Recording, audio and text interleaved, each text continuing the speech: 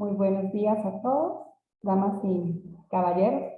Sean bienvenidos al curso de especialización Crimen Organizado Transnacional. El día de hoy tendremos la lección número 1 con el tema Tráfico de Drogas.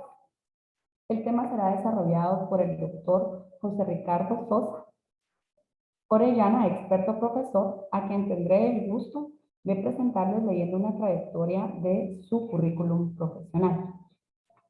El doctor posee 30 años de experiencia en seguridad privada, pública, seguridad nacional y ciencias forenses, criminología criminalística y medicina legal. Asesor consultor en materia de seguridad nacional y defensa, ciencias forenses y criminología corporativa. Capacitación, adiestramiento en seguridad privada, supervisión y auditorías, consultorías a agencias de seguridad, auditorías a empresas sobre criminología corporativa e integración, capacitación en violencia contra la mujer y nuevos procesos de masculinidad, instructor de tiro, manejo defensivo y evasivo, integración de videovigilancia, alarmas y aplicaciones, centros de monitoreo, reducción de costos a empresas, estadísticas criminales y mapas de riesgo y cálculo. Consultor para el Comité Internacional de la Cruz Roja Internacional, CICR, de febrero 2020 a mayo 2021, sobre fronteras invencibles entre grupos y pandillas y maras en 12 comunidades de 3 municipios del departamento de San Salvador. Presidente para El Salvador de la Red Mundial de Prevención del Suicidio y miembro de la Red Mundial a partir del 28 de enero del 2021. Seleccionado en junio 2021 para ser miembro del proyecto Criminología Sin Fronteras, con sede en Dubái, para ser investigador científico académico de Criminología Mundial. Profesor y docente del Instituto Iberoamericano de Criminología Ibercrima, con sede en España. Profesor y expositor del Instituto Portugués de Criminología, del Gabinete de Criminología y Ciencias Forenses de Portugal. Consultor externo para el Ministerio de Justicia y Seguridad Pública de El Salvador. Asesor estratégico para la Dirección General de la Unidad Técnica Ejecutiva del Sector de Justicia a partir del 23 de agosto del 2022. Asesor legislativo de la Asamblea Legislativa de El Salvador, periodo del mayo de 2018 a abril de 2021. También obtuvo el primer lugar en el 1 Hackathon Criminológico sobre Comunidad, Crimen y Datos Abiertos, con el trabajo titulado Eficacia Colectiva e Inseguridad Percibida en los Grandes Barrios de Barcelona.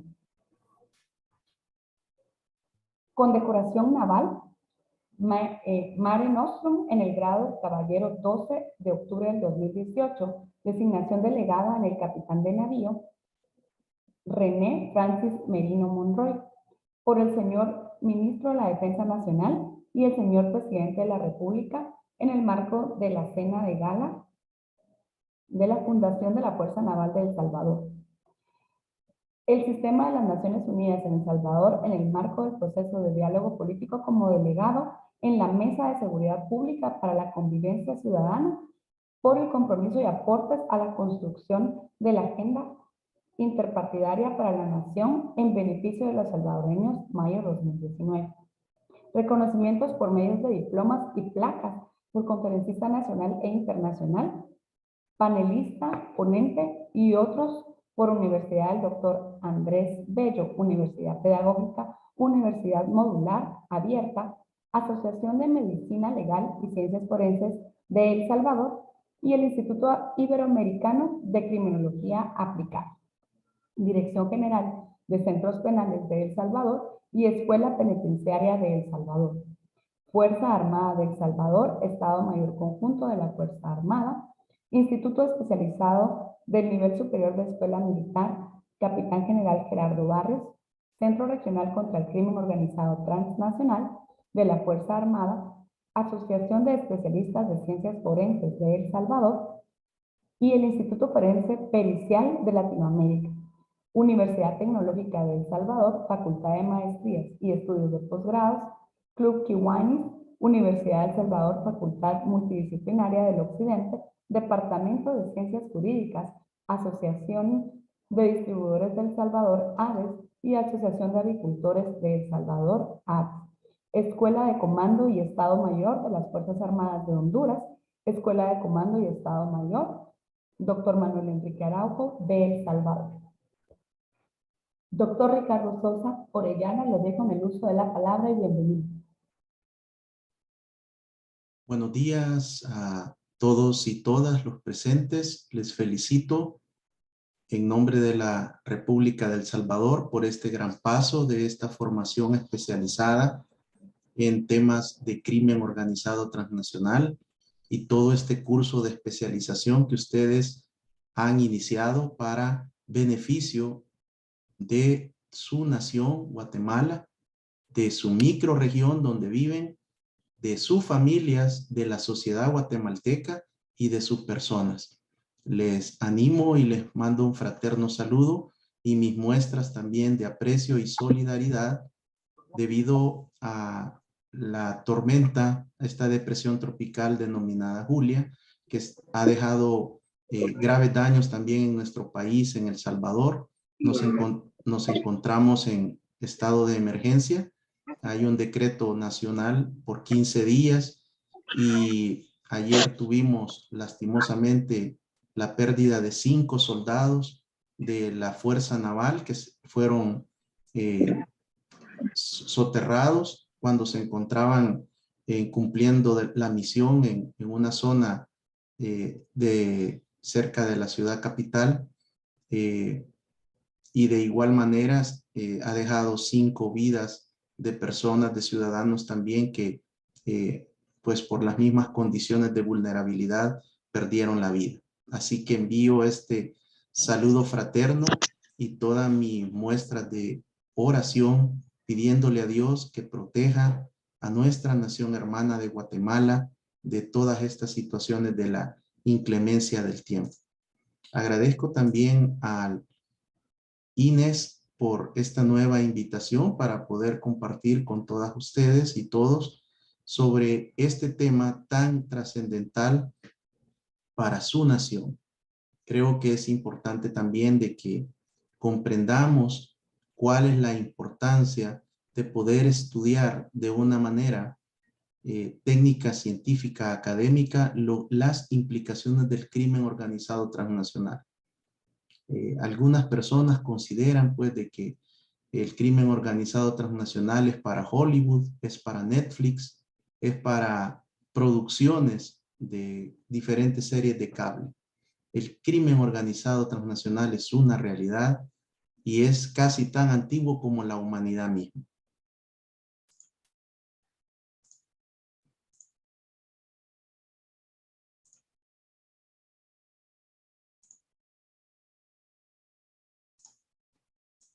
Master Cindy, ¿se ve la presentación?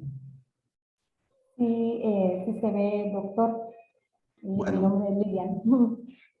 muchas gracias. Agradezco al Instituto Nacional de Estudios Estratégicos en Seguridad por esta invitación y por darme el privilegio de poder dirigirme a este selecto grupo de profesionales de nuestra hermana República de Guatemala. Para mí es un honor y estoy a la orden para cada uno de ustedes. Les dejo mis contactos, mis multiplataformas de redes sociales, mi correo electrónico, mi página y mi canal de YouTube, donde están una serie de programas de televisión. Yo tengo un programa acá en El Salvador que es de lunes a viernes de 8 a 9 de la noche, donde abordamos temas de seguridad, de criminología, de criminalística, de ciencias forenses, con énfasis y como eje transversal la prevención. Y mi cuenta de Twitter, J. Ricardo Sosa, y el Facebook Experto en Seguridad. Ahí pueden contactarme en la página web www.ricardososa.net. Ahí hay una serie de áreas donde pueden comunicarse con mi persona si necesitan algún dato, alguna opinión, y yo estoy para servirles, para poder acompañarles en su formación. Y si hay alguna información que yo no la tengo, pues solo me dan el espacio para poderla buscar y con todo gusto yo se la remito.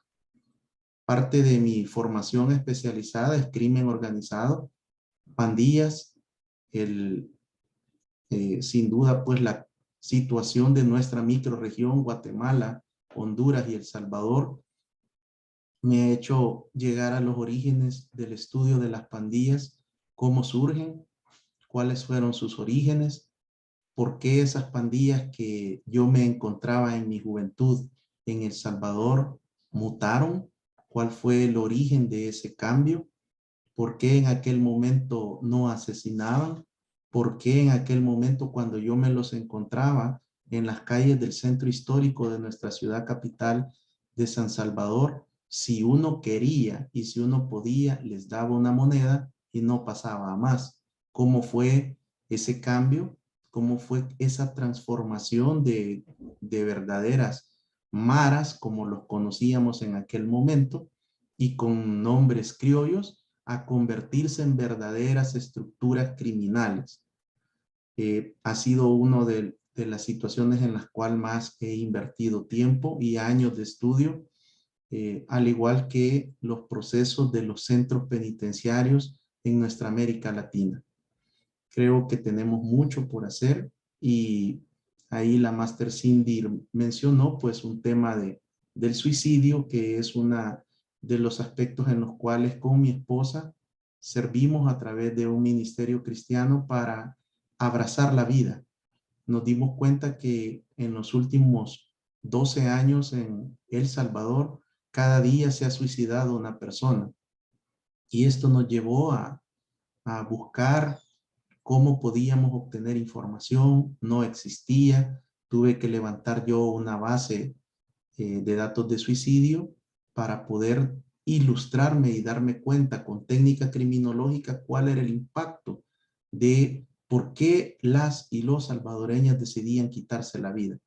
Y iniciamos este proyecto denominado Abraza la Vida. Luego me certifiqué como suicidólogo en México, en el Instituto Hispanoamericano de Prevención del Suicidio, y hemos continuado tratando de servir a la sociedad salvadoreña, a nuestra Policía Nacional Civil y a la Fuerza Armada de El Salvador, para evitar no solo que la ciudadanía, no solo que la población, sino que los servidores en materia de seguridad abracen la vida y puedan continuar, y que las y los salvadoreños, como los guatemaltecos, vamos a morir viejos, llenos de vida y cumpliendo nuestros sueños.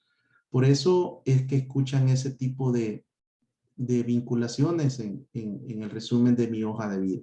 Así que les dejo estas redes sociales para que ustedes, si en algún momento necesitan una información, pues estoy a la orden. He estudiado también durante los últimos 15 años los planes y las estrategias de seguridad de Guatemala, de Honduras y de El Salvador, para poder vincular y establecer desde una técnica criminológica y victimológica cuáles pueden ser las buenas prácticas y cuáles son aquellos aspectos que necesitan un giro. Esta mañana vamos a desarrollar ya la introducción, pues la hemos cubierto, el concepto de crimen organizado, las principales actividades en nuestra región, las rutas de contrabando, la evolución de las redes criminales, algunas conclusiones y una aproximación a posibles recomendaciones para nuestra hermana República de Guatemala.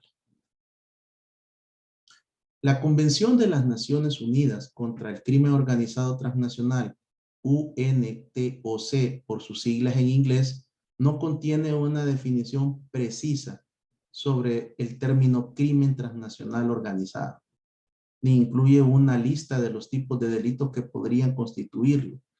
Esta situación es importante que ustedes la conozcan como futuros funcionarios. Algunos de ustedes van a dirigir o están ya en puestos de autoridad en el estado de Guatemala, en la nación guatemalteca, o van a continuar o van a generar un destino de investigación científica académica.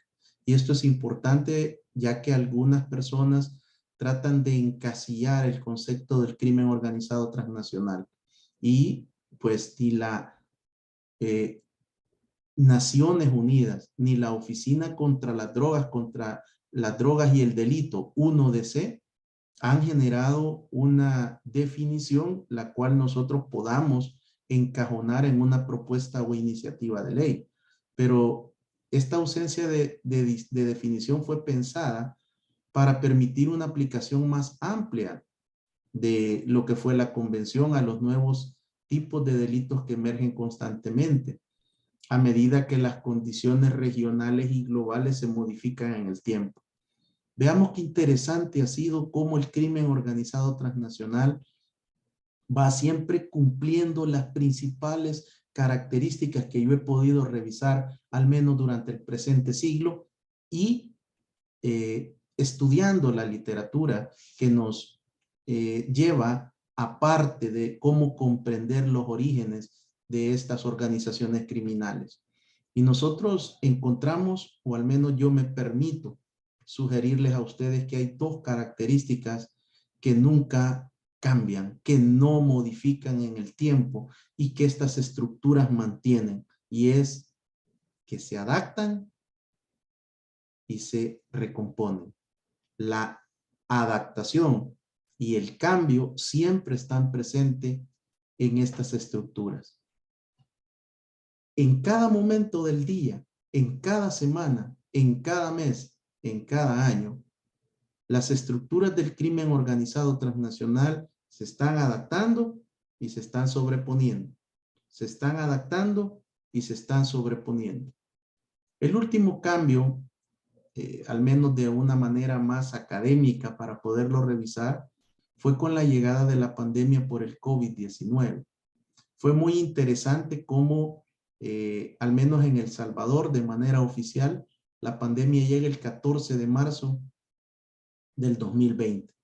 Ese día, por medio de decreto presidencial y decreto legislativo, las y los salvadoreños fuimos confinados en nuestros hogares. Y esto comenzó a generar nuevas dinámicas en los delitos, en los crímenes, y era importante tomarle el pulso, cuál iba a ser el comportamiento de estas estructuras delictivas criminales. Yo tuve la bendición de aprovechar muy bien este tiempo para escribir mucho sobre artículos, sobre el enfoque de cómo el crimen organizado transnacional se estaba adaptando y se estaba sobreponiendo. Y en esta conferencia voy a tratar de combinar algunos conceptos, no solo de seguridad pública, seguridad nacional, seguridad y defensa nacional, sino que voy a incorporar algunos elementos de lo que en este momento se convierte en mi pasión y en mi enfoque, que es la criminología. Y es este enfoque criminológico el que me lleva a mí a revisar qué estaba pasando con el crimen organizado transnacional. La teoría del delito criminológica nos dice y nos establece que para que se genere un crimen o un delito tiene que cumplirse una teoría. Y es esta tríada del delito o triángulo del delito, en el cual está constituido por un vigilante. En este caso, tanto Guatemala como El Salvador tenía sus policías y la Fuerza Armada en la calle. Teníamos un elemento completamente activo. Y los otros dos elementos o las otras dos condicionantes para que pudiera constituirse crimen y delito estaban en casa. Estaban cuidándose de no ser contagiados por el SARS-CoV-2, conocido como COVID-19. El delincuente o los criminales estaban en sus casas. Los criminales a nivel global se escondieron porque muchos tenían órdenes de captura vigentes, órdenes de capturas activas, órdenes a través de Interpol. Tenían que estarse resguardando porque si llegaban en las primeras semanas o en los primeros meses, cuando no se tenía mayor información del comportamiento del virus, podían ser capturados o podían morir. Y el tercer agente eran las posibles víctimas, los ciudadanos. Estábamos en casa, estábamos también resguardados y esto lo que hizo fue a nivel mundial hubo una caída en los crímenes y los delitos, pero no fue principalmente por el trabajo o los planes de seguridad. Insisto, desde la criminología habían dos actores que no se encontraban y que no podían hacer el efectivo, el cometimiento por parte de estas organizaciones criminales transnacionales, crimen organizado y delincuencia común y delincuencia organizada.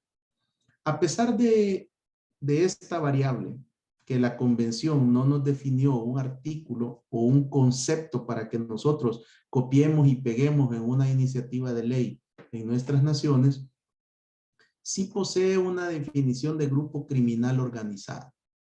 En el artículo 2A, que yo les invito a que lean esta convención, así como la Convención de Palermo, que se convierte en dos instrumentos que todo profesional de la seguridad debe de conocer, debe de tener una aproximación para poder comprender cuál es el génesis de toda esta organización a inicios del presente siglo. Un grupo criminal transnacional es literalmente, así se estableció, un grupo de 3 o más personas que no fue formado de manera aleatoria. Este tipo de organizaciones no son que un día están en una esquina o en un barrio o en una comunidad y se les ocurre nacer y comenzar a delinquir. Hay una situación de planificación para asociarse 3 o más personas y cometer este tipo de delitos y crímenes como organización.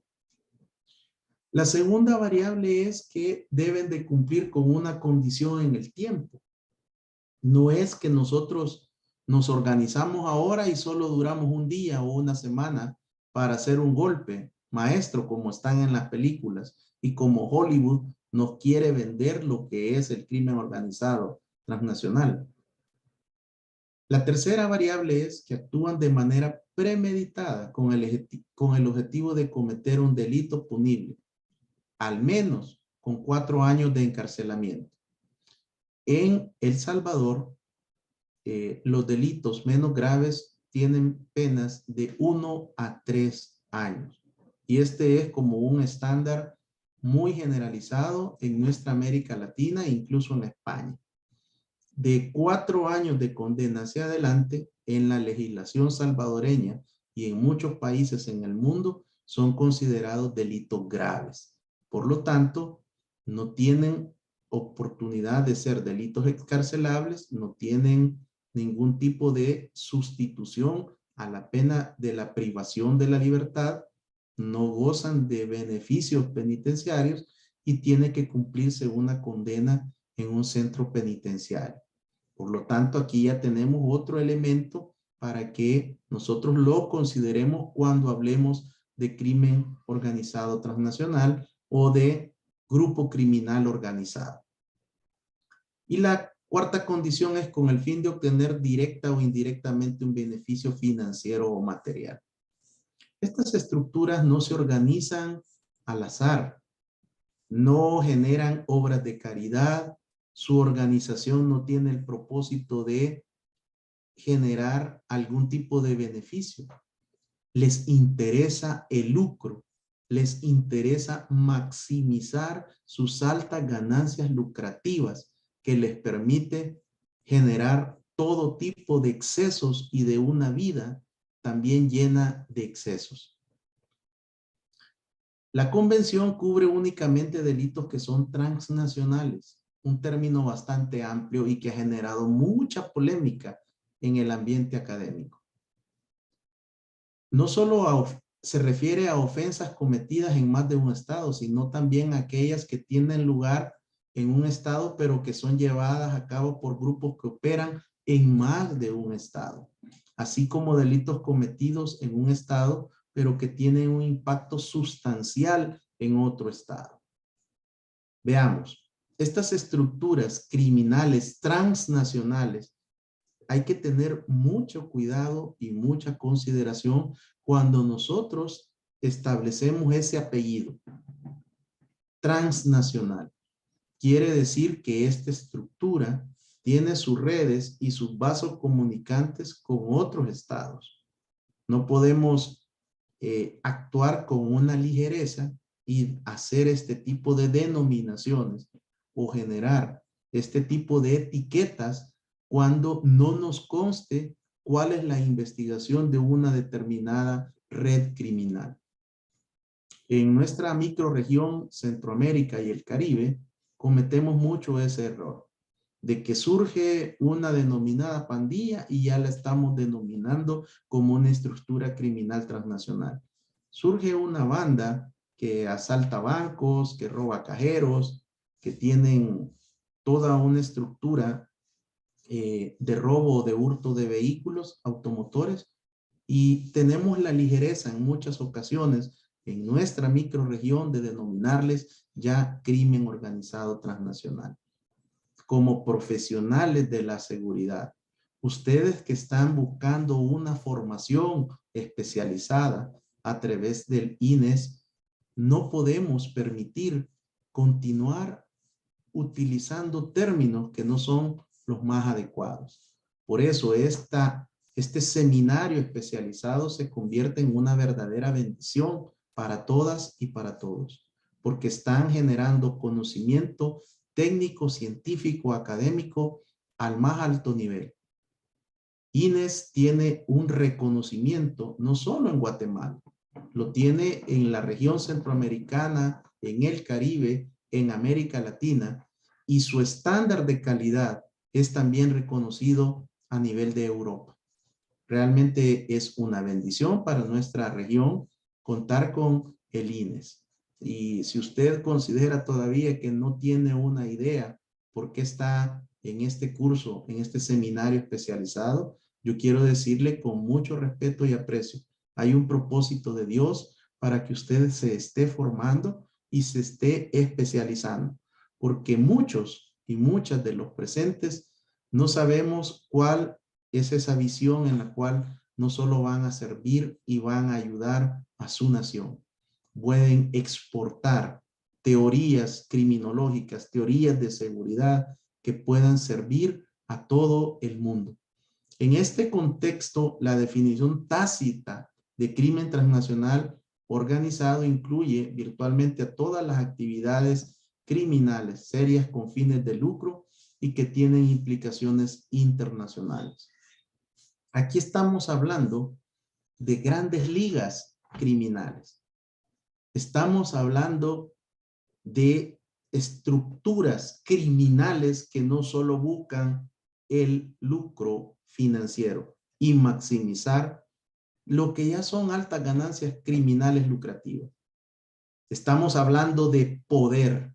El crimen organizado transnacional, una de sus características principales del crimen organizado transnacional puro es que tienen esa búsqueda del poder.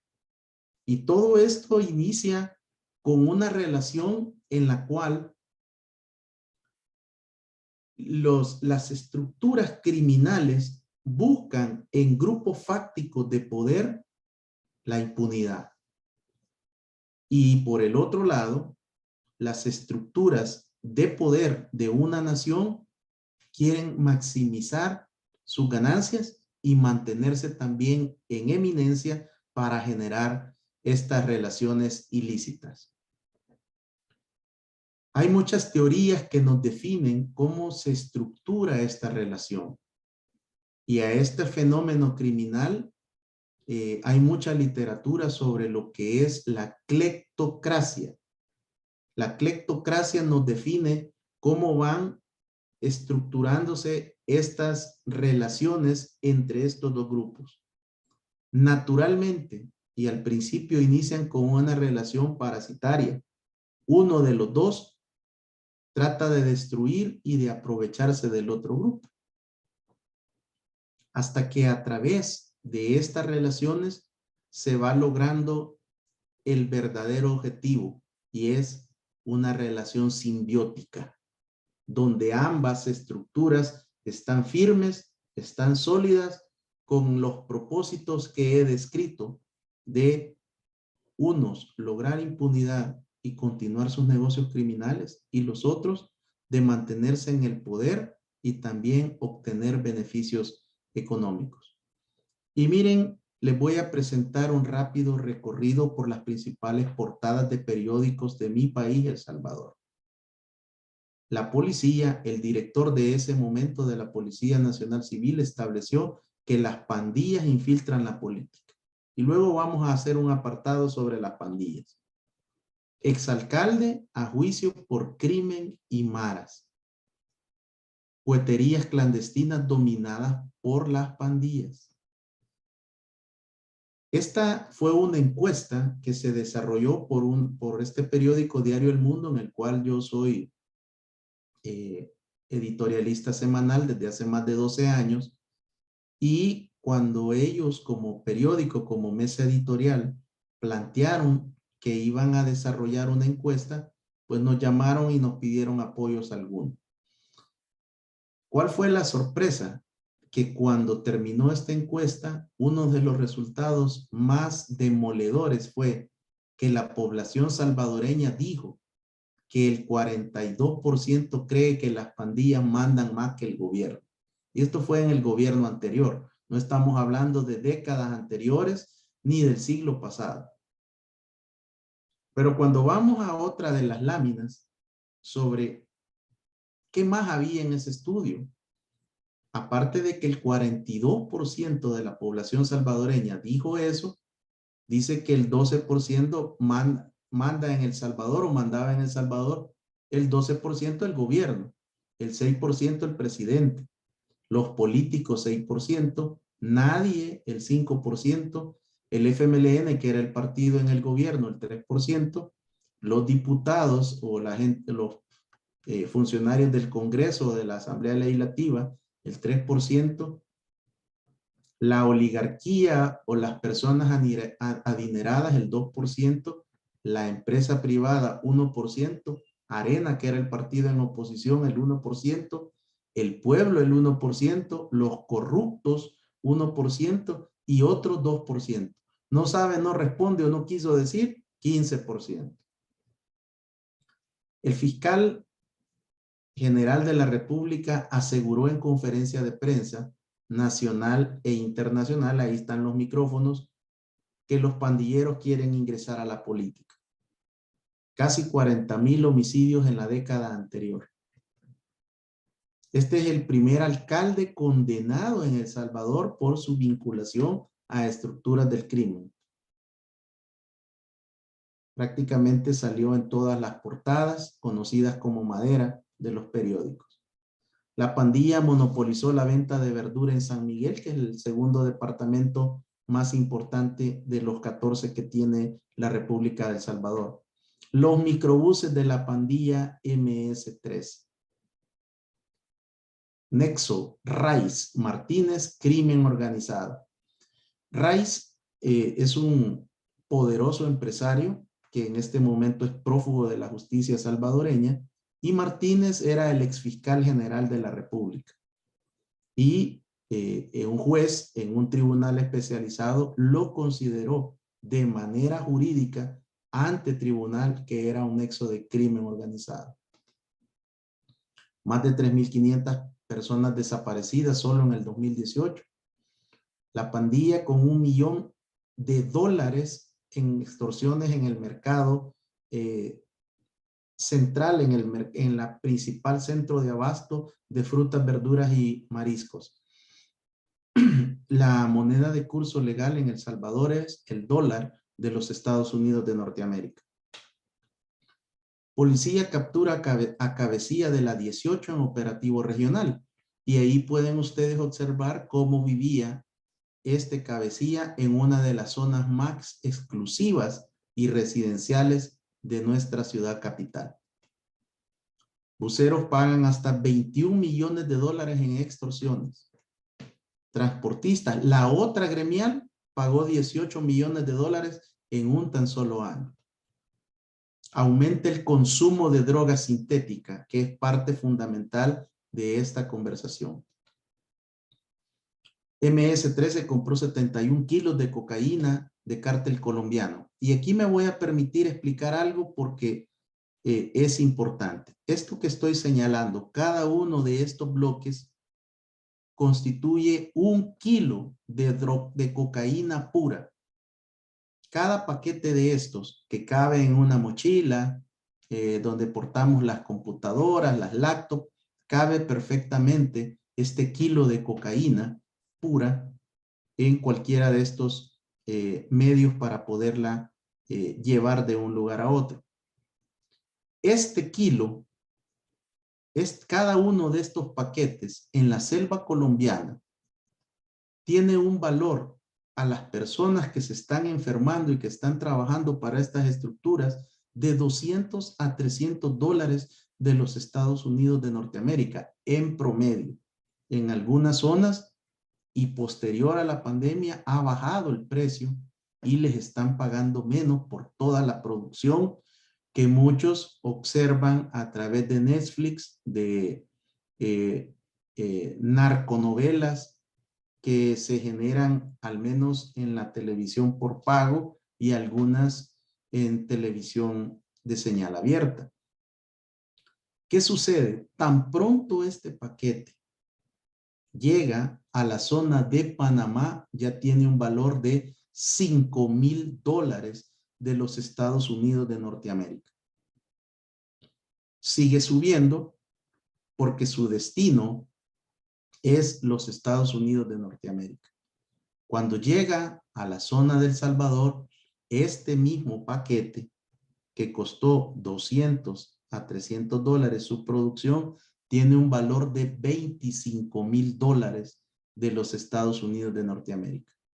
Estas estructuras lo que hacen es dividir en 3 partes este paquete y luego a esto le mezclan todo tipo de polvos, de químicos, de basura para convertir esos $25,000 hasta en $75,000. Ese es parte del negocio criminal denominado narcomenudeo. Estas estructuras luego a través de las bolsitas que al menos en El Salvador van desde los 5, 7, 10, 12 dólares, hacen que este rendimiento de este paquete logre maximizarse hasta $75,000. La pandilla, la Mara MS-13, la pandilla, la Mara más transnacional criminal, tiene presencia en los 5 continentes en octubre del 2022. Y lastimosamente esa casa matriz, esa casa de operaciones está radicada en mi amado país, El Salvador. Por lo tanto, es importante conocer cuál es la estructura, cuál es el perfil criminológico, cuáles son las actividades de la Mara MS-13. Y por supuesto, Barrio 18, que tiene un amplio recorrido criminal en Guatemala y por supuesto en El Salvador.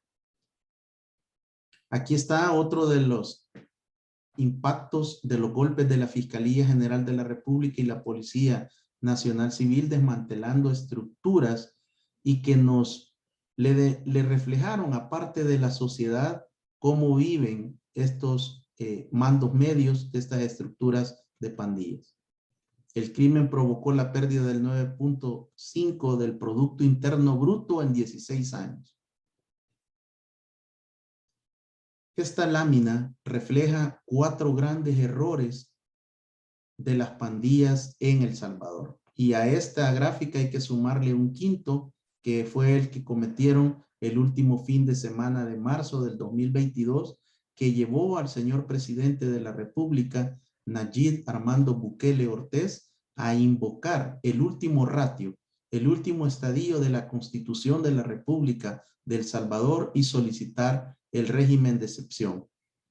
Esta imagen superior izquierda denota este microbús del 5 de junio del 2010 cuando fueron quemadas 17 personas en la ciudad de Mexicanos, en el municipio de Mexicanos que limita con la ciudad capital de San Salvador, en un acto de barbarie y que reflejó toda esa mutación que venía ya desde el año 2000-2001, convirtiendo a las pandillas ya en estructuras criminales.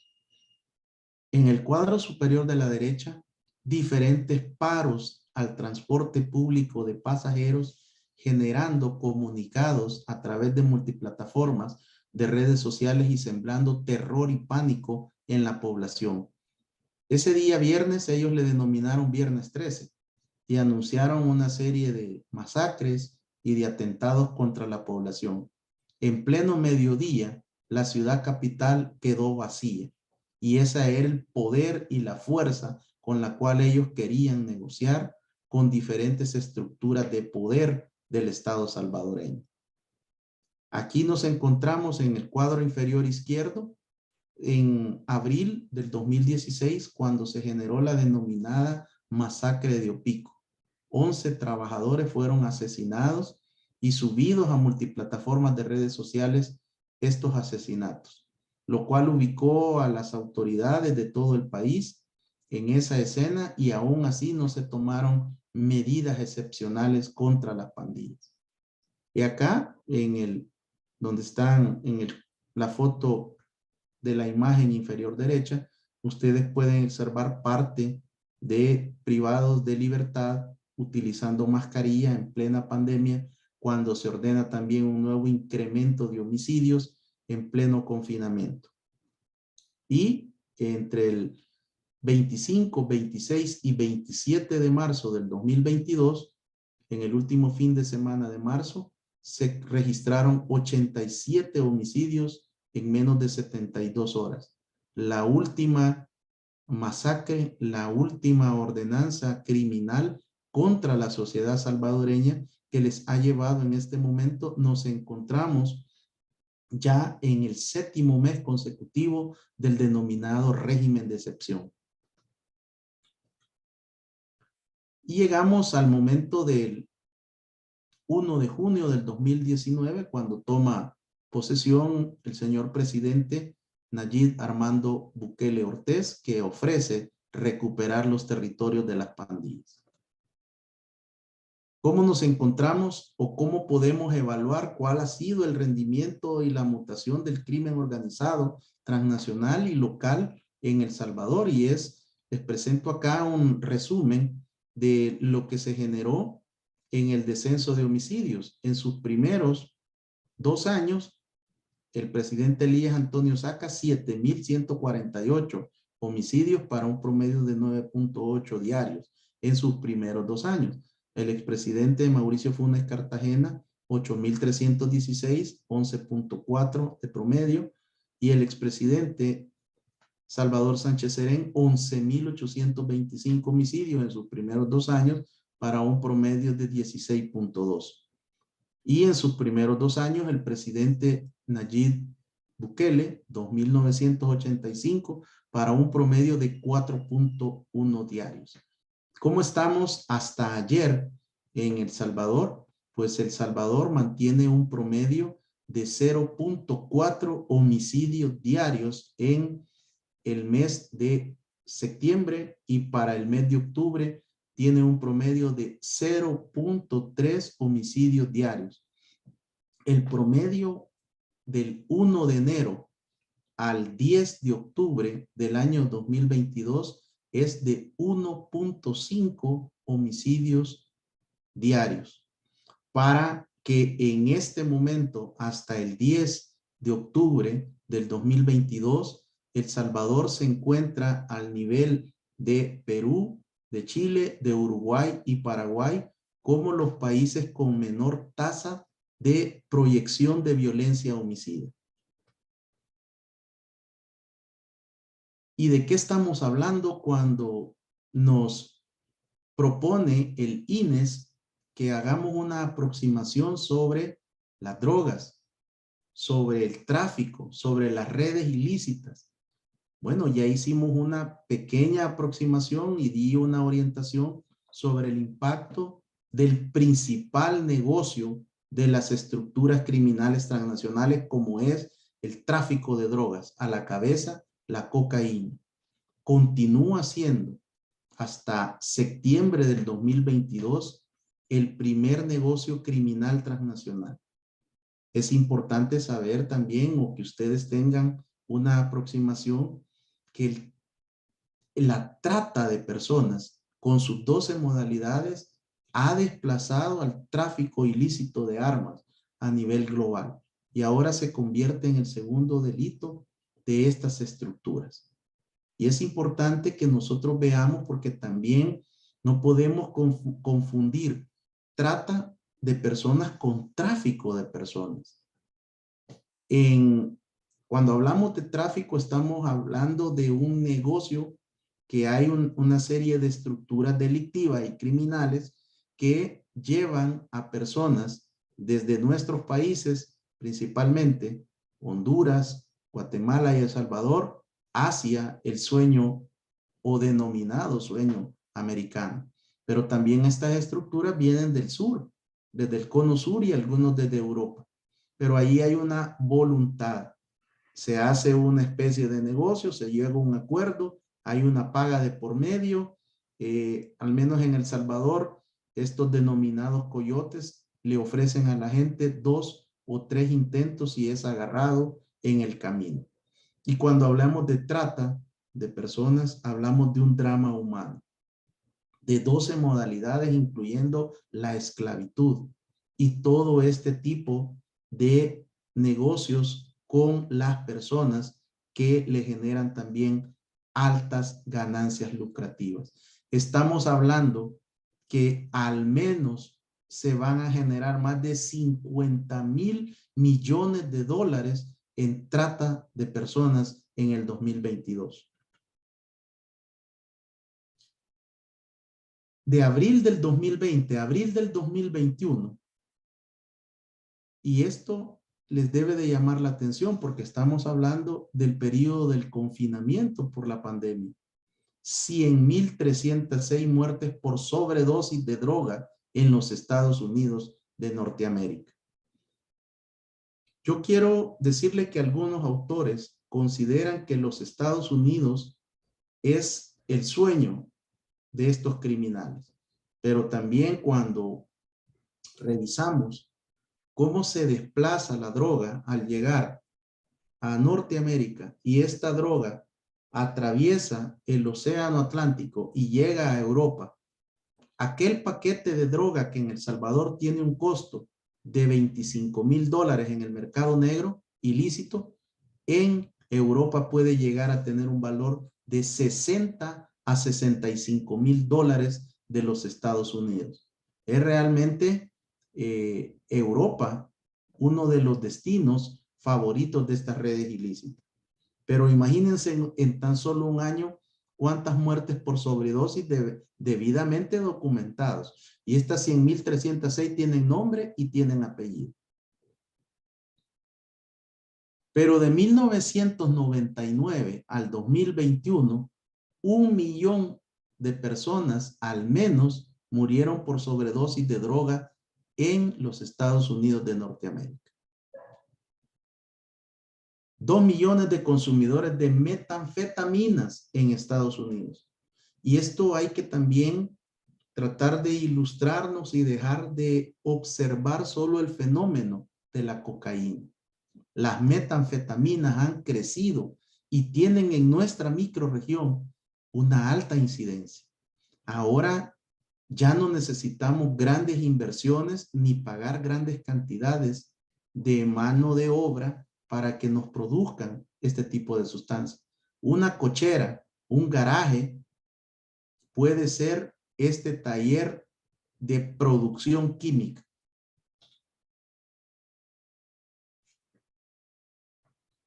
El fentanilo, que ha sido tan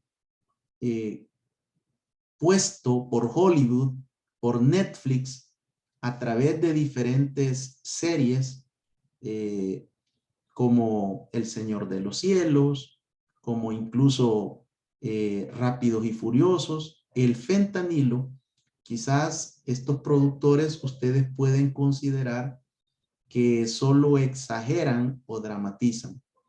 Estas personas que se dedican a la producción de películas, de series de cable y de series que se pagan por ver, les sorprendería. Tienen psicólogos, tienen psiquiatras, tienen criminólogos, tienen antropólogos, tienen sociólogos que brindan sus conocimientos a la producción y saben llegar a la necesidad de la gente. En El Salvador, yo investigué cuáles eran lo que más consumíamos las y los salvadoreños en Netflix. Y resulta que las películas o las series de narcos con todas sus variables, son las que más se están consumiendo en esta plataforma. Y las segundas, las de miedo y las de terror. ¿Se puede usted imaginar lo que estamos incorporando al cerebro de una sociedad completa? Sería interesante revisar en Guatemala cuál es el comportamiento, pero podría asegurarles que no difiere mucho la tendencia y posiblemente se mantenga el orden o cambie, las de terror y miedo en número 1. Pero vean las incautaciones de fentanilo en los Estados Unidos solo del periodo 2016 al 2021. Estamos hablando que sobrepasan los 5,000 kilogramos. Por lo tanto, no estamos hablando de un negocio menor, ni estamos teniendo la película completa de lo que el fentanilo está representando en el mundo. Miren, en el 2016 eran 200 kilos y al cierre del 2021, sin el 2022, con estos 9 meses cerrados, 5,081 kilos. Se pueden imaginar el valor y el impacto económico que esto tiene para estas estructuras. Es un incremento de 2,441% al alza. ¿Qué empresa, qué transnacional que brinda los servicios o de las diferentes marcas que están en Guatemala pueden incrementar y maximizar así sus ganancias? 9.5 millones de pastillas recetadas de opioides falsificados que contienen el fentanilo o metanfetamina han sido incautadas, porque son los denominados precursores para generar este tipo de químicos. Alguien podrá estar diciendo, qué bueno, en Guatemala, en El Salvador, en América Latina, nosotros no tenemos ese problema. En nuestras regiones, lo que está afectando es la cocaína y la marihuana. En febrero de 2022, 24 muertos por intoxicación de cocaína adulterada en Argentina. 74 internos por intoxicación de cocaína adulterada en Argentina. Y vean cómo va el acumulado de nuevas sustancias psicoactivas. El efecto que tiene a nivel del cerebro las drogas psicoactivas es impresionante. Y aquí hay que hacer una aproximación también al estudio del cerebro. El cerebro es extraordinario. Cada uno de los lóbulos frontales tiene un impacto en la estructura criminal. Por eso las neurociencias ahora deben de estar presentes en los estudios de seguridad, de defensa nacional, y ya no digamos de la mente criminal. Tenemos que estudiar los cerebros de los criminales. Tenemos que involucrar a los criminólogos en los centros penitenciarios para que puedan generar insumos para los tomadores de decisiones con motivos de prevención. Vean este mapa de la Oficina de las Naciones Unidas contra las drogas y el delito. Es la proliferación de estas sustancias. ¿Será solo problema de los Estados Unidos? No, esto es un problema global, porque es un negocio, porque estamos hablando de altas cantidades billonarias y estamos hablando de grupos de poder que se benefician en cada una de nuestras naciones. 1,124 tipos de nuevas sustancias psicoactivas identificadas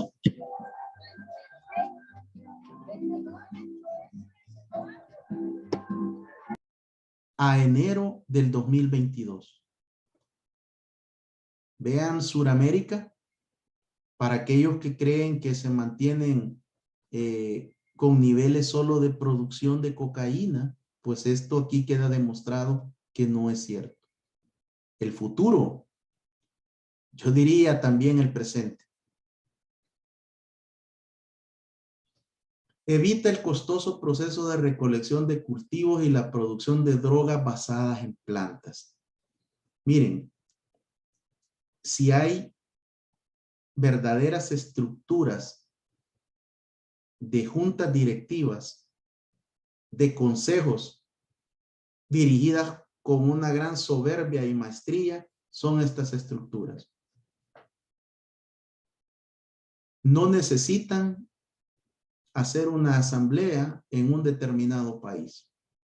Se pueden conectar utilizando las diferentes tecnologías de la información. Estas estructuras criminales utilizan la denominada Darknet.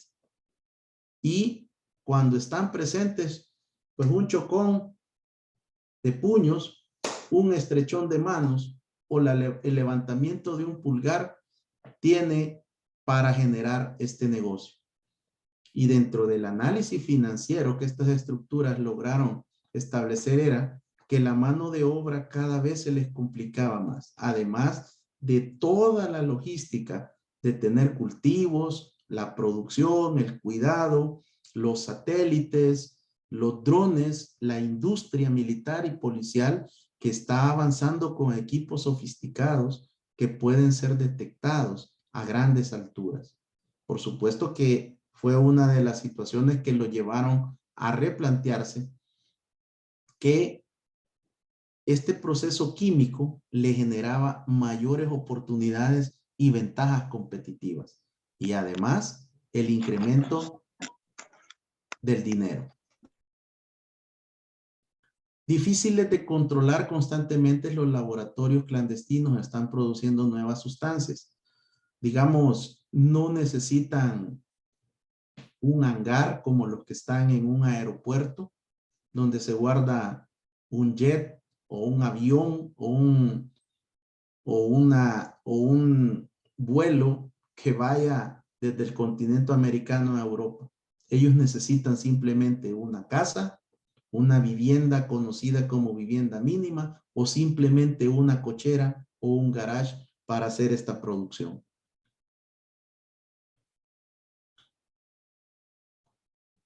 La materia prima para su elaboración está ampliamente disponible y estos precursores se venden en las farmacias de nuestros países y algunos son de venta libre.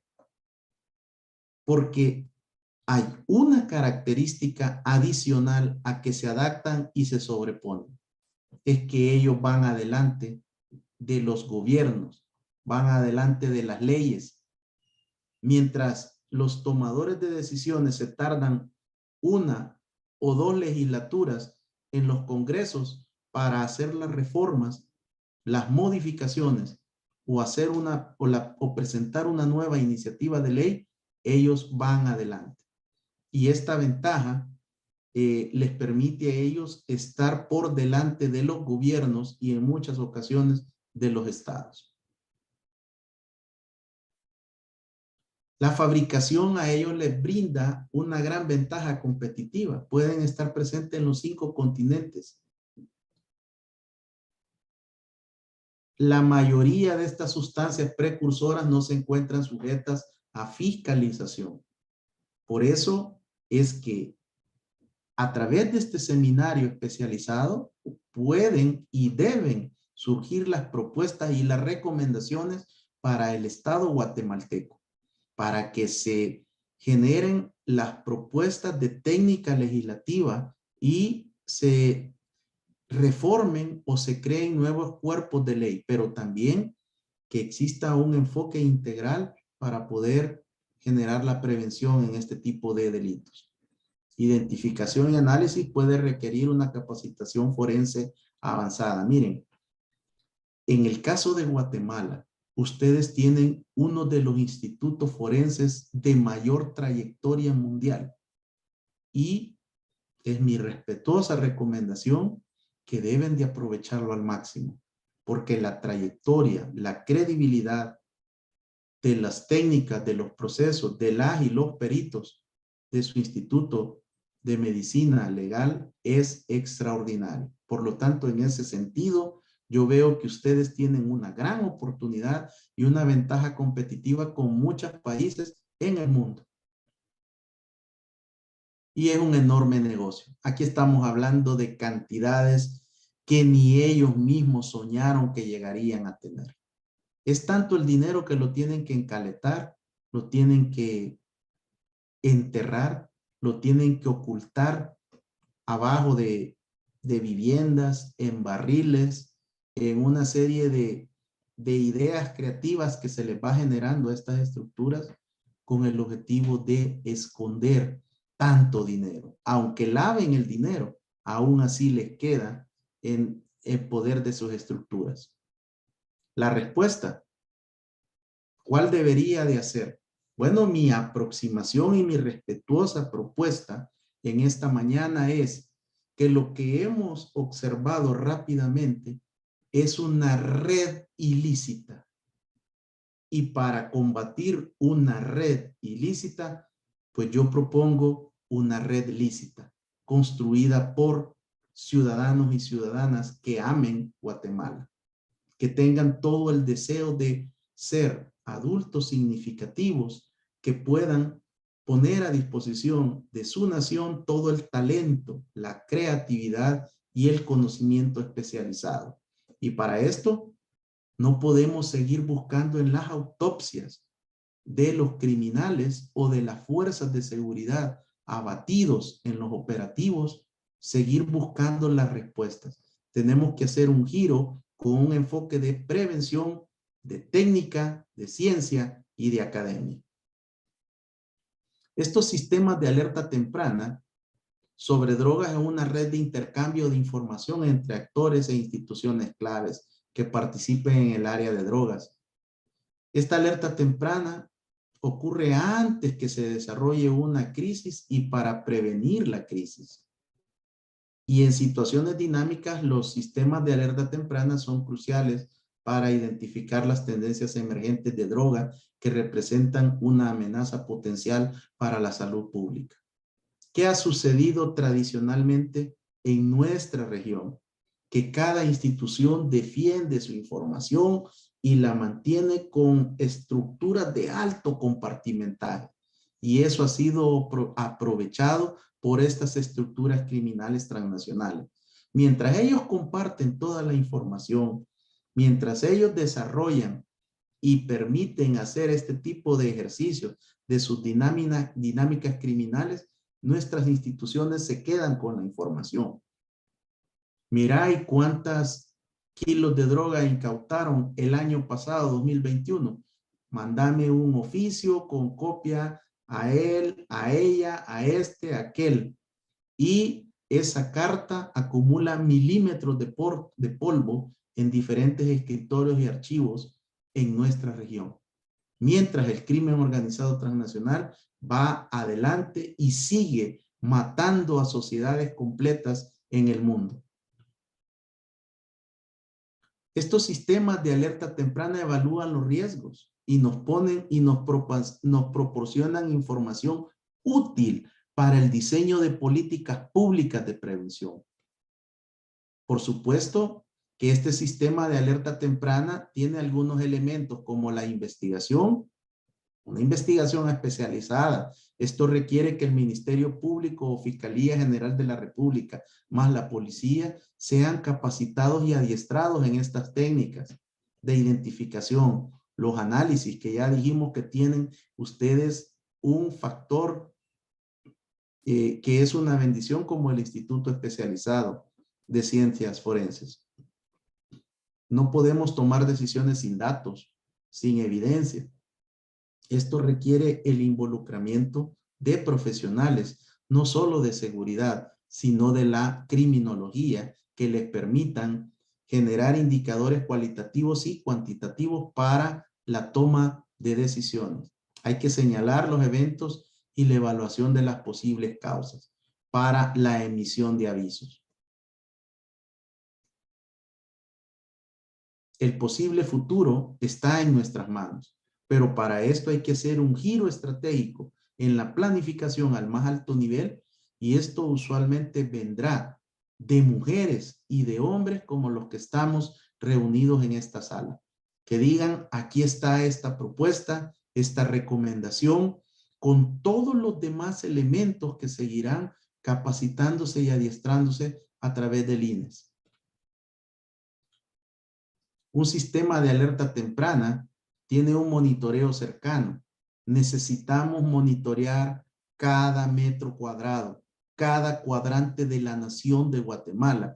¿Qué está sucediendo en los puntos ciegos o límites fronterizos no habilitados? Pero tradicionalmente les denominan la gente puntos ciegos o la prensa. Son límites fronterizos no habilitados. ¿Cuántos límites fronterizos tiene Guatemala con la República de El Salvador? ¿Cuántos límites fronterizos no habilitados tiene Guatemala con Honduras, con México, con Belice? Deben de estudiar de una manera técnica y decidida todas estas situaciones. La comunicación entre las partes interesadas. Hacer evidente que Guatemala ha hecho un giro para la construcción de estas redes lícitas. La detección temprana de amenazas y la evaluación y respuesta ante esas amenazas. Un sistema de alerta temprana nos permitirá identificar nuevas sustancias por primera vez en el país, en un laboratorio, hacer una incautación, hacer operativos con técnicas de inteligencia y de contrainteligencia para la policía y la Fiscalía de Guatemala. Adulterantes nuevos, hay que registrar, hay que tener un control, al menos acá en El Salvador hay una oficina de Dirección Nacional de Medicamentos. La Policía Nacional Civil y la Fiscalía General de la República tienen un monitoreo constante para observar cuál es el comportamiento, qué sustancias se están comprando más. Y algunas personas consideran de que puede ser un químico utilizable para elaborar barriles de plástico. No debemos de tener una vista corta. Necesitamos un panorama de amplia visión y necesitamos conocimiento técnico científico, equipos multi e interdisciplinarios para revisar cuáles son esas concentraciones y esos volúmenes de venta. Las sustancias vendidas bajo el nombre de otra droga, sucede. Digamos, aquí en El Salvador hay farmacias, cadenas completas que solo le venden el medicamento con el nombre genérico. Y posiblemente las marcas o los nombres comerciales sean los más conocidos. Hay incautaciones que deben de llamar la atención de las autoridades. Presentación inusual de alguna nueva sustancia en el país. Eventos graves, fatales y no fatales con complicaciones de salud. Esto requiere una amplia red con las instituciones del gobierno del Estado guatemalteco. ¿Cuáles son la incidencia de lesionados, de heridos, de intoxicados que están llegando a los hospitales públicos y privados a nivel nacional en Guatemala? Debe de haber un monitoreo para poder detectar con este sistema de alerta temprana. Y para finalizar, voy a compartir algunos elementos que tienen que ver con las redes.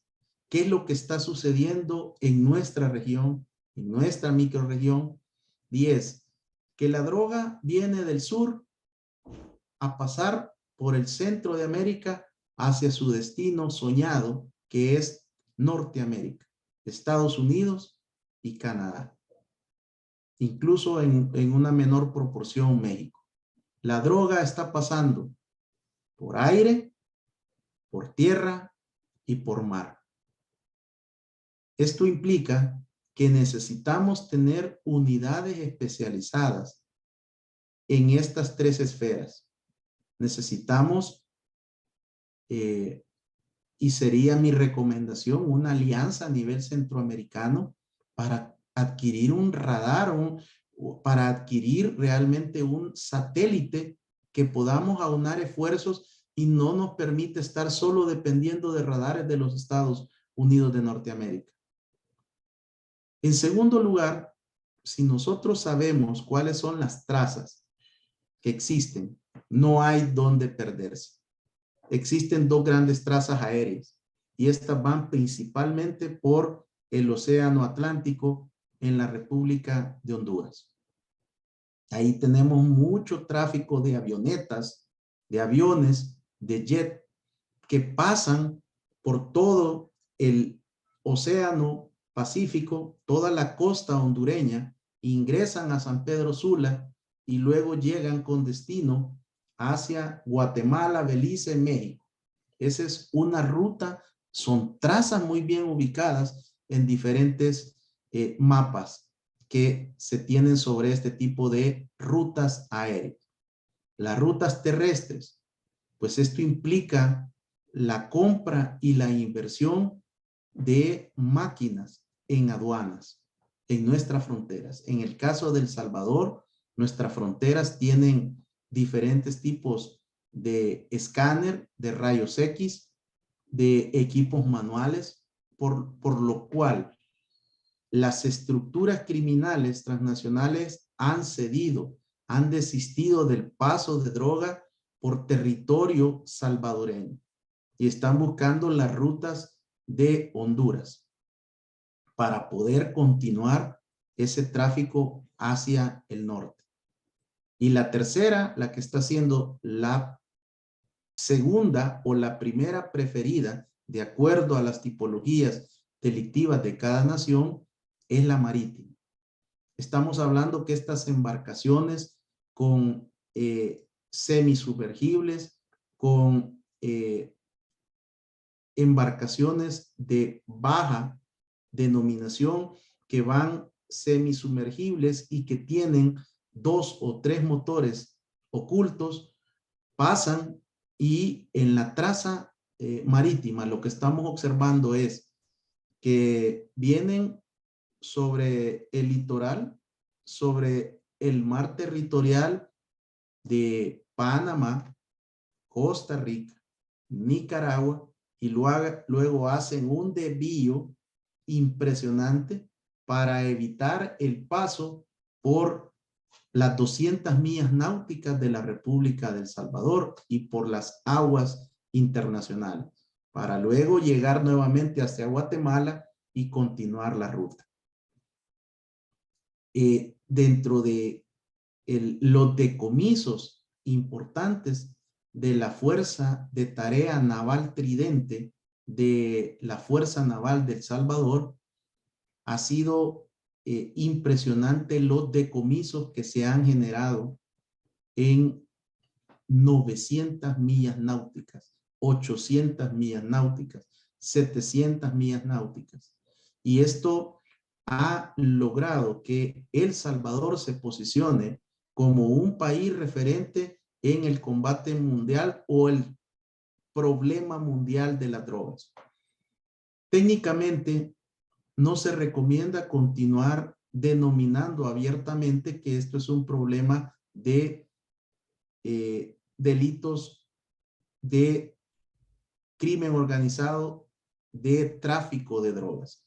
Lo más adecuado es denominarle problema mundial de la droga, porque no solo implica el traslado, sino que implica costos gravísimos y deterioro en las finanzas públicas por medio de los tratamientos de los sistemas públicos, de los hospitales de nuestras redes en nuestra región.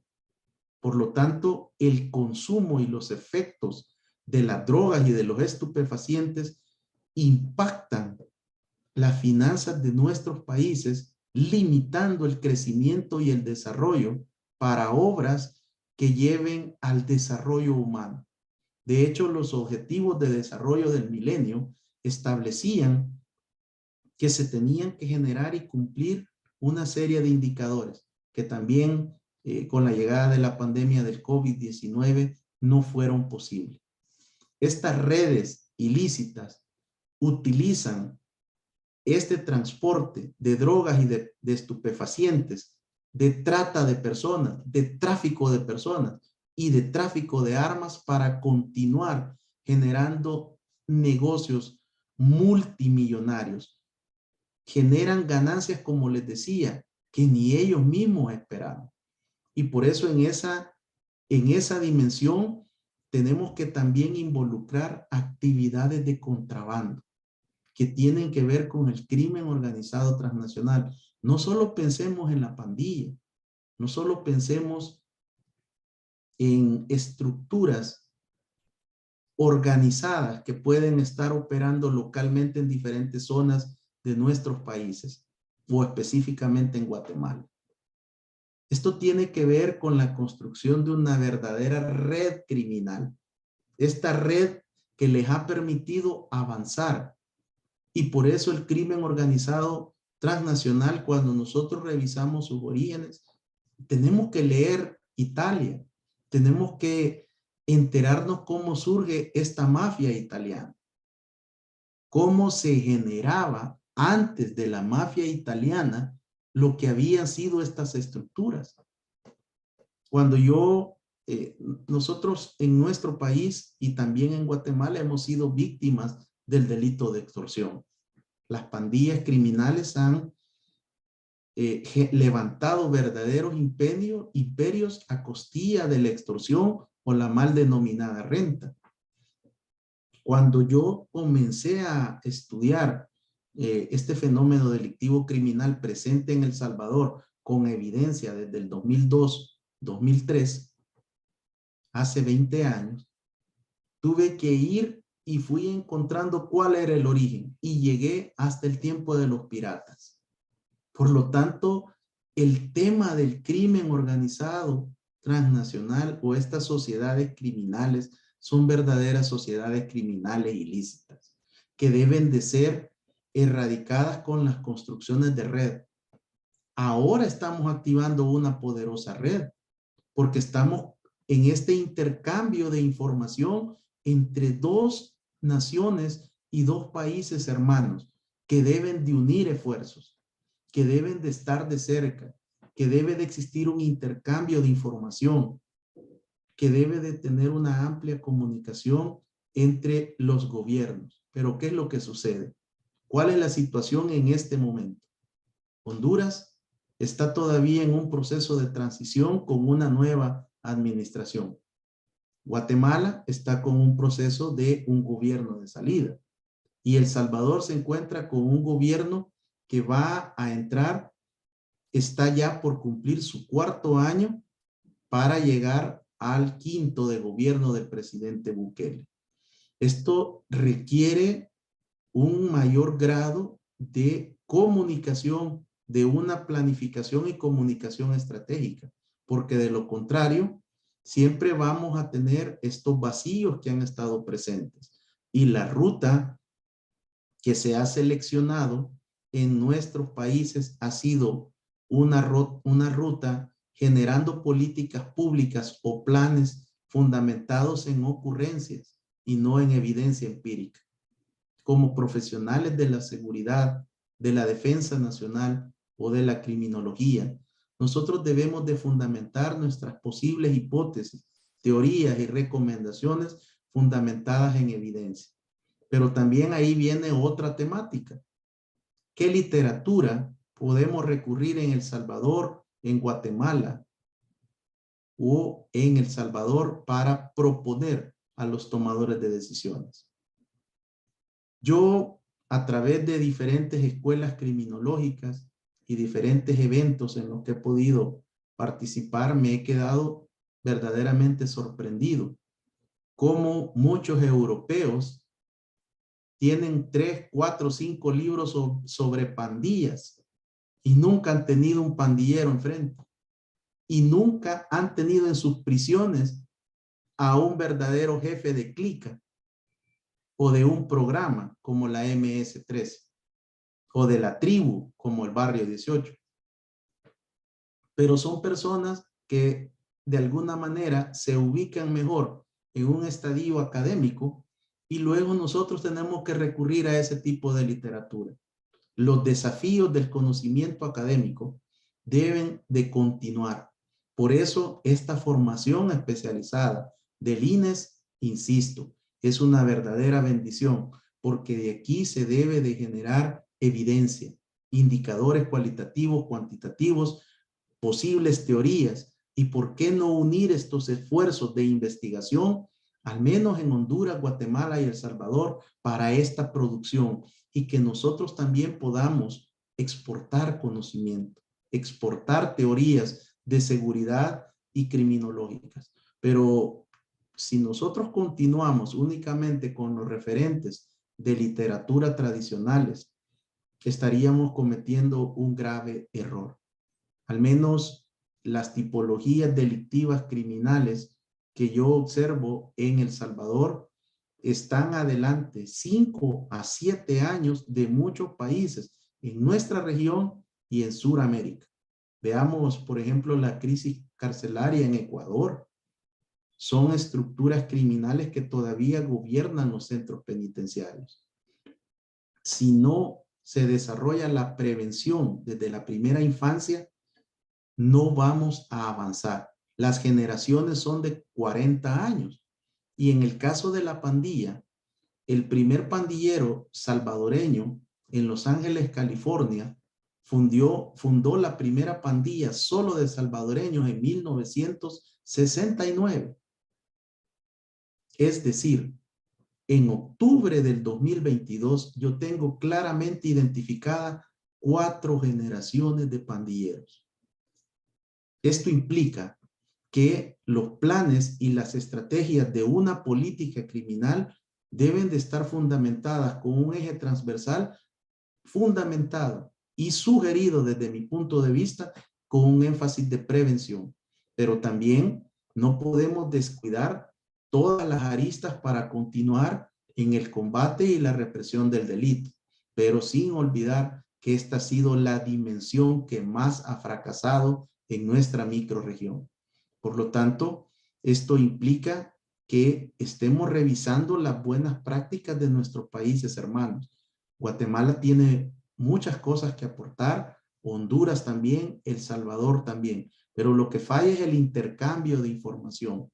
¿Cuándo vamos a conocer de otra cumbre, de otra evento cónclave, donde las estructuras de los gabinetes de seguridad al más alto nivel se reúnan para conversar? Por ejemplo, sería importante, y me permito sugerir, que Guatemala y Honduras conozcan cuál es el caso de estudio de El Salvador y posiblemente puedan tomar decisiones de posibles buenas prácticas que ustedes encuentren o desecharlo. Pero los resultados, la evidencia está allí.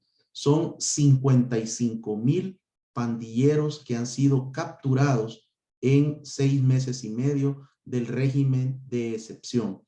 Todos los delitos de eficacia y de alto impacto de la sociedad salvadoreña se encuentran con una tendencia clara a la baja, y en materia de violencia homicida, el gobierno de la República, el Gabinete de Seguridad, el Ministerio de Justicia y Seguridad, con la Policía Nacional Civil y la Fiscalía General de la República, han hecho un giro histórico en la investigación. No están tras personas, están tras estructuras criminales de el crimen organizado, de las pandillas, y esto ha generado la captura de verdaderos sicarios. Los sicarios no solo eliminaban a miembros de estructuras criminales rivales, sino que generaban una amplia disputa por el narcomenudeo y por otras tipologías delictivas.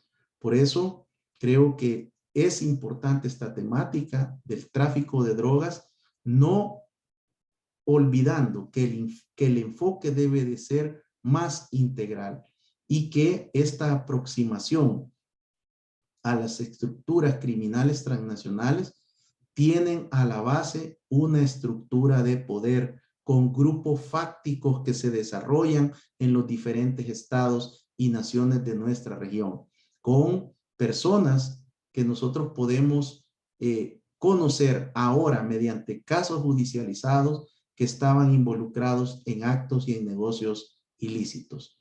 Con esta intervención, con estas conclusiones, con estas posibles recomendaciones, cierro mi intervención para generar un espacio de preguntas y respuestas. Si hay algo en lo que no he sido lo suficientemente claro, pues con gusto estoy para ampliar o para que me manden a investigar y brindarles una respuesta. Que Dios les bendiga. Ha sido un privilegio y un honor para mí estar con ustedes, con este grupo, con este pequeño remanente académico intelectual de Guatemala. Muchas gracias por su disertación, doctor Sosa. Compartir sus conocimientos con nosotros es muy importante, ¿verdad? Para nosotros seguir con este curso de crimen organizado, en donde queremos tener una idea un poco sobre cómo está funcionando esto, para que, como bien dijo usted al inicio, proponer diferentes maneras de atacar este problema desde nuestras instituciones. A continuación, entonces, tendremos un tiempo destinado para las preguntas y respuestas. Las personas que deseen dirigir sus preguntas lo pueden hacer por medio del chat o levantando la mano y abrir su micrófono. Así que los escuchamos. Doctor, buenos días. Buenos días, mucho gusto. Mi nombre es Gustavo Chacón. Yo he visto en las noticias la forma en que el presidente Bukele ha estado combatiendo específicamente lo que son la situación de las maras, ¿verdad? Pero siempre he tenido la duda de qué mecanismo utilizaron para poder para poder conjuntar los tres organismos del Estado y principalmente yo veo que, por ejemplo, los procedimientos que utilizan los guardias penitenciarios con respecto a los privados de libertad son un poquito, tal vez como uno no está acostumbrado a verlo, pues diría que son un poquito duros, ¿verdad? Y que tal vez hasta cierto punto rayan en violar la integridad de la persona. Pero, ¿cómo han manejado ustedes ese tema? Ya que aquí en Guatemala incluso en un momento dado quisieron colocarle a todos los privados de libertad uniforme de color anaranjado, pero rápidamente, hablando coloquialmente, brincaron, ¿verdad? Con respecto a que era una violación, que esto, que sí, que no, que aquí, que el otro. Y yo veo que, por ejemplo, en su país les quitan el pelo a todos, los uniforman a todos, la forma de sentarlos a todos cuando los tienen reunidos o hacen una requisa, o sea, ¿de qué forma lograron ustedes entrar en lo que es la Procuraduría de Derechos Humanos de su país para que ésta no dijera que lo que se estaba haciendo violaba esos derechos de esas personas? A eso va orientada mi pregunta, doctor. Gracias. Muchas gracias. Solo les voy a permitir, les solicito por favor un minuto mientras hago un cambio aquí de batería.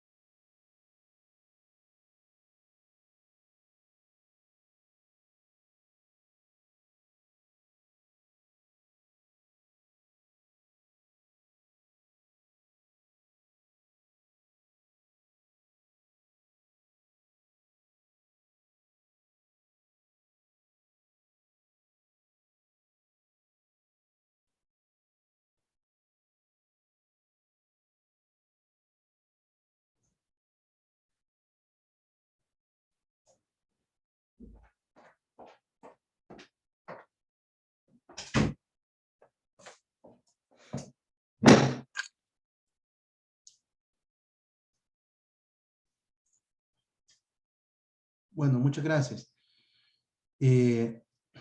A su consulta, debo de agregar que lo primero que hay que hacer, o al menos esa es mi aproximación y lo que yo les puedo compartir, yo estoy recolectando diferentes evidencias para escribir cómo ha sido el desempeño de la estrategia impulsada por el señor presidente Nayib Bukele, denominada Plan Control Territorial, y el denominado régimen de excepción.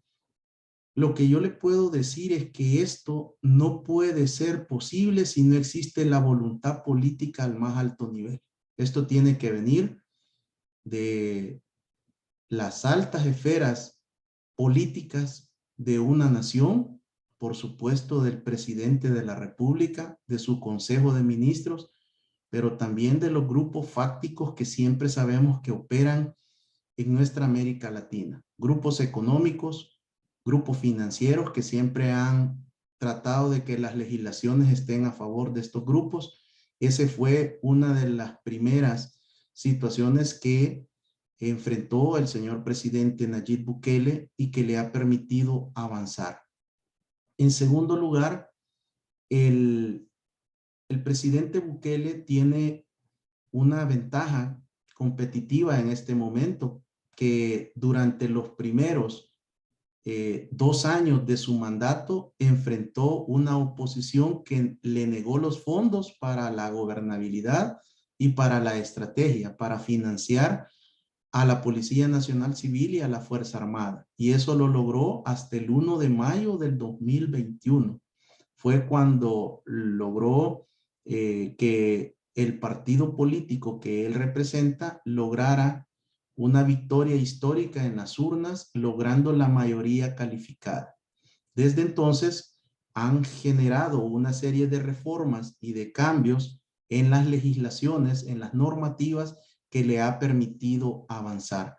Las estructuras de corrupción y de impunidad también fueron combatidas prácticamente de mayo a diciembre del 2021, en mi apreciación, que le han permitido a la estrategia del Plan Control Territorial avanzar y lograr mejores resultados. Y luego, a pesar de que ya el país tenía importantes descensos en sus tasas criminales, en los delitos de alto impacto, y mantener a las estructuras del crimen organizado transnacional como a la expectativa, que era lo que podía suceder, aún así, los distractores favoritos y quienes mueven los hilos arriba del crimen organizado utilizan a las pandillas como los principales distractores de una sociedad.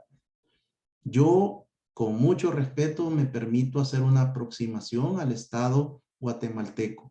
No se entretengan, no se distraigan solo pensando en los problemas de la pandilla, a pesar que son estructuras que siembran terror, que cometen graves delitos, crímenes. El verdadero problema de nuestras naciones es el crimen organizado y es la corrupción y la impunidad que por diferentes motivos ha faltado la voluntad política y la sensibilidad para combatirlas. El siguiente elemento que yo le puedo aportar es el control sobre el sistema penitenciario, el establecer orden, disciplina y seguridad. En este momento usted puede venir a cualquiera de los 28 centros penitenciarios de la República de El Salvador y todas las paredes están completamente blancas y pintadas por los mismos internos y las mismas internas. Por primera vez, el sistema penitenciario salvadoreño se fundó entre 1880 y 1889, pero por primera vez en todas estas décadas, en todos estos siglos, el Estado salvadoreño tiene control por primera vez de los centros penitenciarios. Y esto ha permitido que se combata el ocio carcelario. En este momento, mientras nosotros estamos conversando, existen privados y privadas de libertad trabajando en los diferentes talleres de las industrias penitenciarias, produciendo bienes y servicios para el país. Y sobre eso, el Estado factura más de 20 millones de dólares que sirven para el mantenimiento de ellos mismos y para impulsar otros proyectos. De igual manera, en este momento, en una condición no de emergencia nacional como la que nos encontramos, entre 3,000 y 4,000 privados de libertad salen cada día a diferentes programas donde apoyan en diferentes trabajos a la población salvadoreña. Y en el régimen penitenciario, ese trabajo es conmutado por 2 días de su pena por un día trabajado. Se bloquearon y derribaron por instrucciones del señor presidente de la República, se eliminaron las antenas de telefonía móvil que estaban alrededor de los centros penales. Y cada centro penitenciario tiene bloqueadores de señal. Y todos los días la SIGET, que es la Superintendencia de Comunicaciones y Electricidad, envía cuadrillas a los diferentes centros penitenciarios a medir la intensidad y si hay señales de comunicación telefónica, de internet, inalámbricas. Y esas imágenes son colgadas en las diferentes multiplataformas del Ministerio de Justicia y Seguridad y la Dirección General de Centros Penales. El otro componente que yo quiero aportarle es que el presidente Bukele y el Gabinete de Seguridad tuvo una lectura estratégica y comprendió que con policías y militares desmotivados no podía ir a enfrentar a estos grupos criminales. Así que se trabajó en una profunda modernización y equipamiento, pero sobre todo enfocado en el talento humano policial y de las Fuerzas Armadas. Ahora sus salarios, sus bonos, sus prestaciones están pagados al día. No ha existido ningún atraso de salario en la administración del presidente Bukele. Todos visten de gala con sus mejores uniformes. Se han dotado de armas que ahora sí pueden enfrentar a estas estructuras criminales. Y sobre todo, en esta parte final de esta respuesta, el régimen de excepción está en la Constitución de la República de El Salvador. Insisto, es el último ratio de nuestra Constitución. Después del régimen de excepción ya no hay más.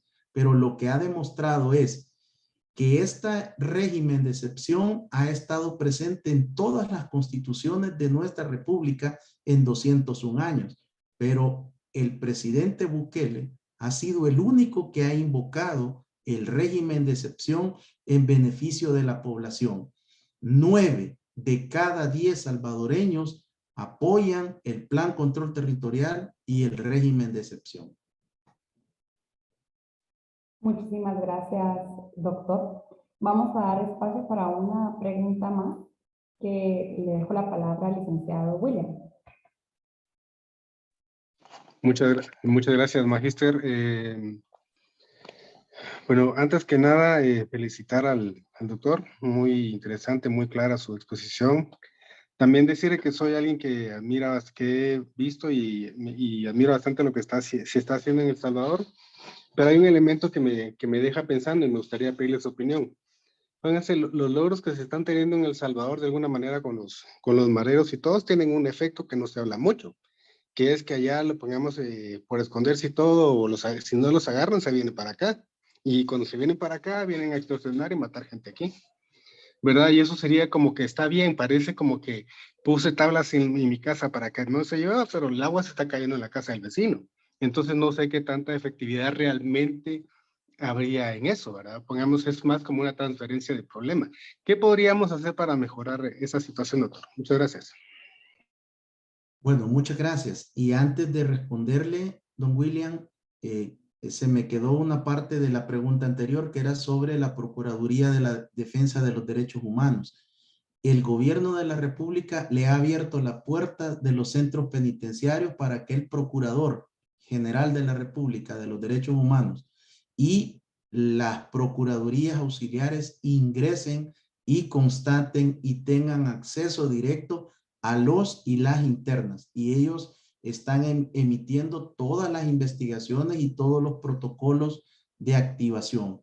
Lo que ha sucedido, en mi apreciación, es que ante el clamor y el y el favorecimiento que la población por primera vez desde 1992 siente esperanza y se siente libre de las pandillas, ha hecho que la Procuraduría también tome distancia de discursos que en el pasado hicieron más daño que beneficio.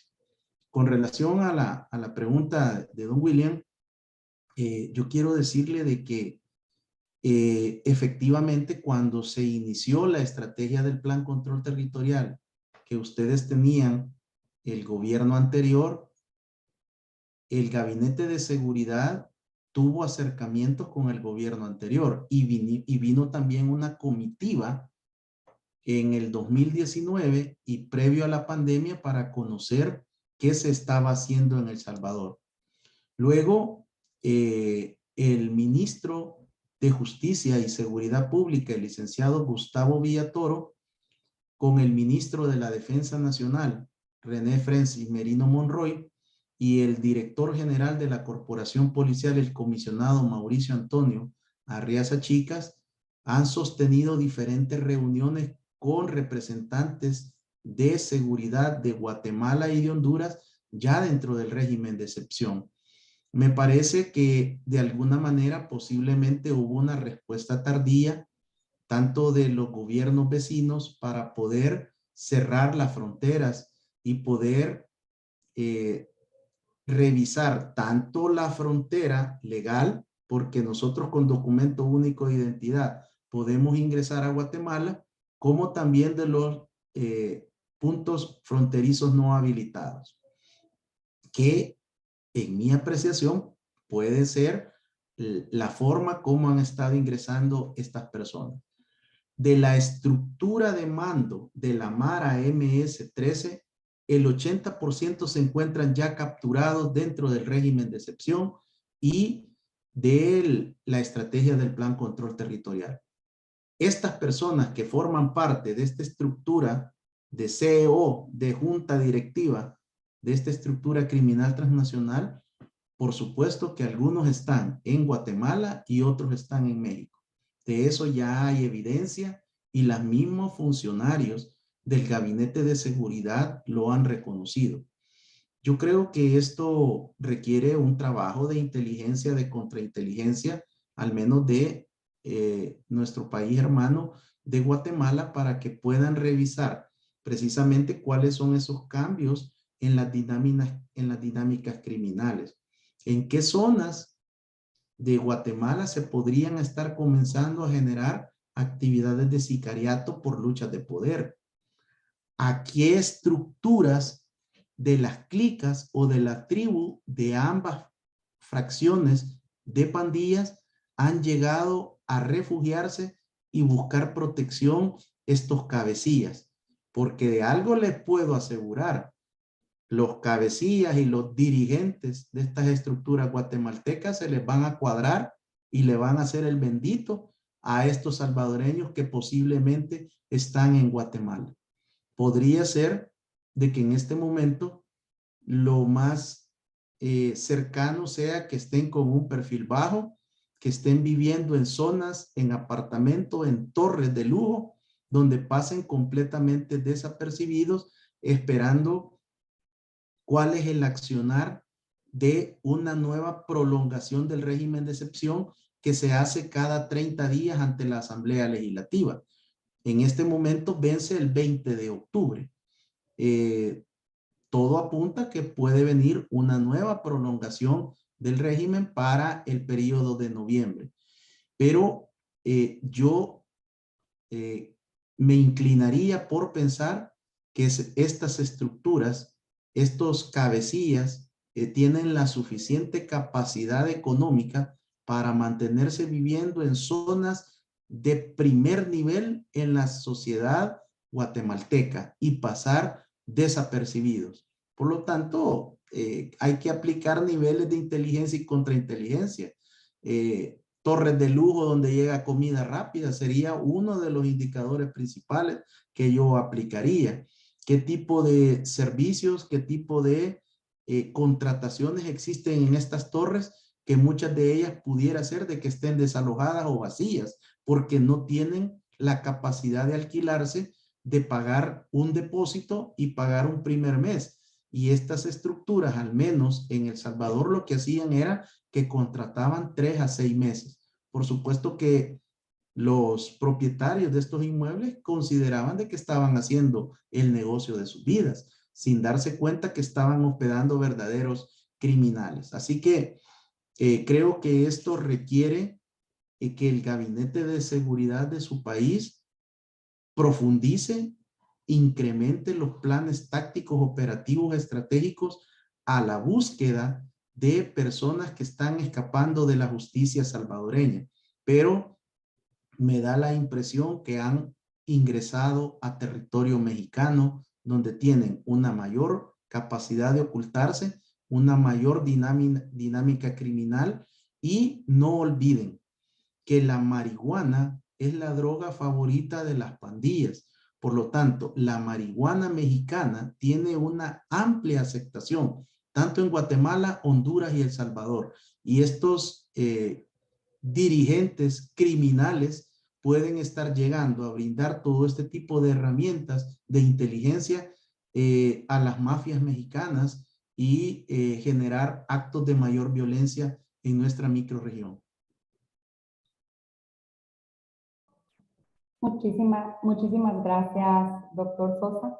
Por el tema del tiempo, vamos a pasar a la lectura del diploma, ¿verdad?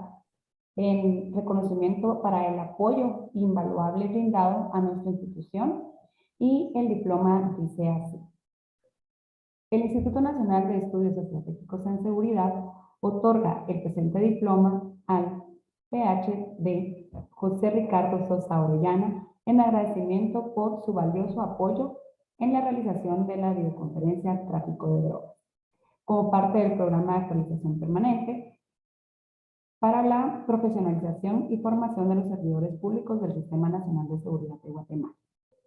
Guatemala, 11 de octubre del 2022. Firma del doctor, el coronel y magíster Jorge Francisco Quirón Mendizábal, director general del Instituto Nacional de Estudios Estratégicos en Seguridad, y el magíster José Wilfredo Marroquín, director académico del Instituto Nacional de Estudios Estratégicos en Seguridad. Doctor, le agradecemos su valioso tiempo, y a los demás, por favor, quedarse en la sesión, porque vamos a pasar a nuestras salas virtuales, donde vamos a trabajar. Ahorita les voy a dar las instrucciones, pero primero pues queremos despedirnos de usted, doctor, y muchísimas gracias por su tiempo. Bueno, quiero agradecer esta invitación. Hubiera querido tener más espacio para poder interactuar con todos y todas, pero creo que han quedado esa semilla del conocimiento, y quiero motivarles a que lean, que investiguen, que estudien, que continúen el proceso de formación continua especializada que les permite esta bendición del INES. Para mí ha sido un honor, un privilegio. Les he dejado mis multiplataformas, todos los medios de contacto, para que podamos continuar conversando. Si requieren algún tipo de evidencia, algún tipo de dato, pues yo estoy a la orden como parte de este grupo de colaboradores, de personas que estamos agradecidos por ser tomados en cuenta por el INES. Que Dios les bendiga, les guarde, les siga prosperando, y hay que trabajar en la formación y en la consolidación de redes lícitas ciudadanos, para que seamos adultos significativos para todas las y los guatemaltecos. Hasta la próxima. Agradecido con el director general y el director académico, y con su persona, por toda la colaboración y el apoyo para brindar esta conferencia. Muchas gracias a usted, doctor. Dios lo bendiga. Amén. Bien, a los demás compañeros, vamos a pasar a las salas virtuales. ¿Cómo van a ser estas salas virtuales? En base al grupo que ustedes ya tienen asignado. Déjenme compartirles pantalla.